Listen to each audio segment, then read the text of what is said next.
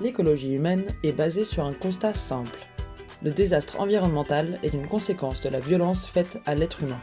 Voilà pourquoi, dans ce podcast du courant pour une écologie humaine, nous valorisons les personnes qui tentent de créer des chemins de sortie de l'époque moderne. Abonnez-vous pour être alerté des prochaines actus.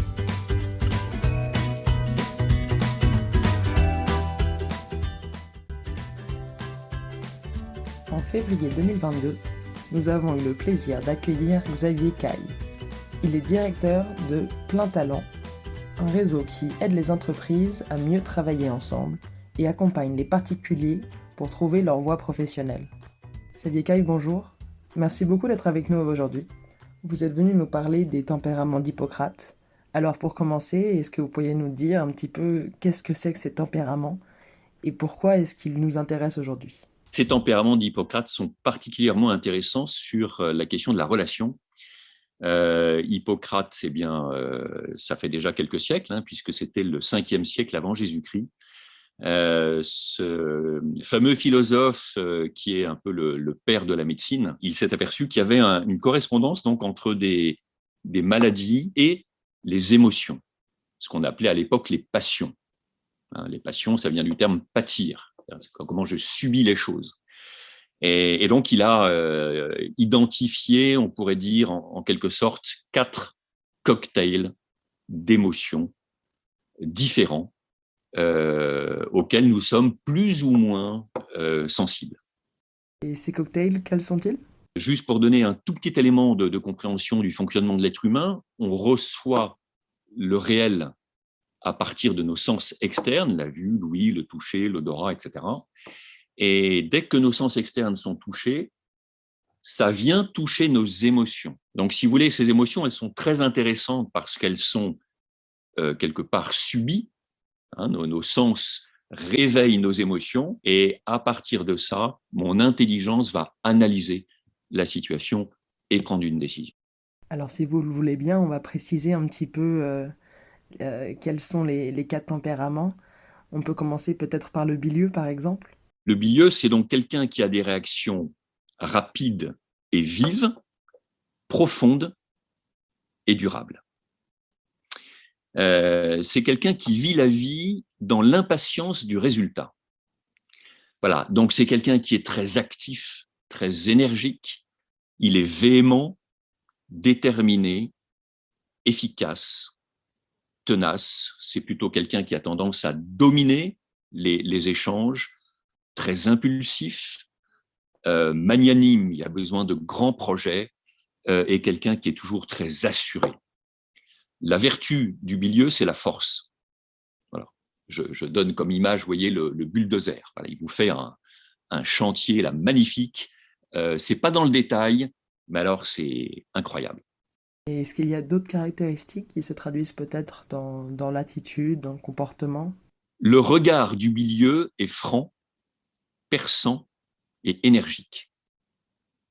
Et si on s'intéresse à son pas quand il marche, il est ferme, résolu et souvent pressé.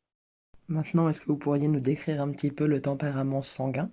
Le sanguin, il a des réactions rapides et vives, comme le bilieux, mais cette fois-ci superficielles et de courte durée. Ça ne reste pas. C'est quelqu'un qui aborde la vie sous l'angle « vive la vie ». C'est quelqu'un de très joyeux, animé, plein de vie, très optimiste, très dans le relationnel, très ouvert, beaucoup d'humour, qui fait rire à droite et à gauche, beaucoup d'enthousiasme, qui s'adapte aux situations et qui passe très facilement d'un sujet à l'autre. La vertu du sanguin, c'est la joie. Son regard, naturellement, il est joyeux, il est accueillant, sans souci. Et le pas du sanguin est rapide, léger, on pourrait même dire qu'il ne marche pas, il danse. Ensuite, il me semble qu'il y a le flegmatique. Est-ce que vous pourriez nous en parler un petit peu ? Alors, le flegmatique, c'est quelqu'un qui a des réactions lentes et peu profondes. C'est quelqu'un qui vit la vie sous l'angle « prenons le temps de vivre en harmonie ». Donc, c'est quelqu'un qui est patient, calme, posé, qui est très constant dans sa façon d'agir, prudent, très diplomate, qui arrondit les angles, réfléchi, très impartial, qui est très fiable et finalement qui a peu d'émotions, en tout cas qui manifeste peu d'émotions. La vertu du flegmatique, c'est la paix, quelqu'un qui apporte la paix. Quel est le regard du flegmatique? Il est sans beaucoup d'expression, tranquille. Et le pas du flegmatique, on pourrait dire, est léthargique. Et le dernier tempérament, le mélancolique, c'est quelqu'un qui a des réactions lentes, profondes et durables. Alors lui, il vit la vie sous l'angle « élevons-nous vers l'idéal du beau, du bien, du vrai, etc. » C'est quelqu'un qui est réfléchi, très méthodique, perfectionniste, très exigeant avec lui-même et avec les autres, anxieux, susceptible, plutôt timide, quelqu'un qui est besogneux, assez pessimiste et très sensible. C'est le tempérament fragile parmi tous les tempéraments. Quel est son regard? Triste, légèrement troublé, anxieux. Et son pas est lent et lourd. Très bien. Et maintenant qu'on sait tout ça, à quoi ça sert, les tempéraments? Quel prisme de compréhension des autres est-ce que ça nous donne? Connaître ces tempéraments, ça sert d'une part à comprendre les autres, comment ils fonctionnent, et donc s'adapter aussi, c'est-à-dire avoir une relation et une communication plus ajustée. Et d'autre part, soit pour soi-même, ça permet à la fois de se réconcilier avec ses forces, qu'on pourrait voir de temps en temps, surtout un mélancolique, comme des faiblesses, et puis d'autre part, ça permet aussi d'éviter d'aller dans les excès de chaque tempérament. La toute première chose, c'est d'accueillir son propre tempérament dominant ou ses tempéraments dominants et d'accueillir ceux de l'autre. La deuxième des choses qui découle, c'est que ça nécessite une vraie écoute dans les débats, une écoute pour identifier là où l'autre va pouvoir apporter sur le sujet qu'on a en commun ce que je n'ai pas. Exemple, on est sur un sujet où il faut trouver un moyen de développer l'activité.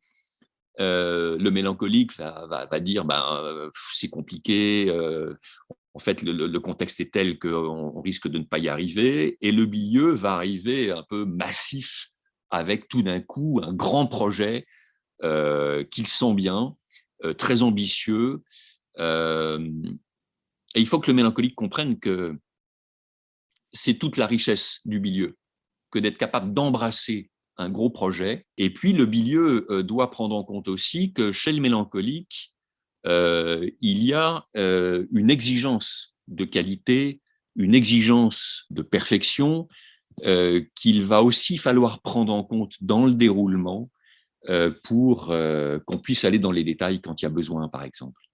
Donc, c'est vraiment cette écoute mutuelle, cet accueil de chacun dans ses tempéraments, cette écoute mutuelle et repérer ce que l'autre m'apporte au travers de son tempérament. La vie fait que nous allons être confrontés à des expériences qui vont venir chercher des tempéraments qui sont plus seconds chez nous. Nous sommes amenés à aller chercher ces ressources qui sont moins visibles, moins facilement présentes, mais qu'on peut toujours aller chercher.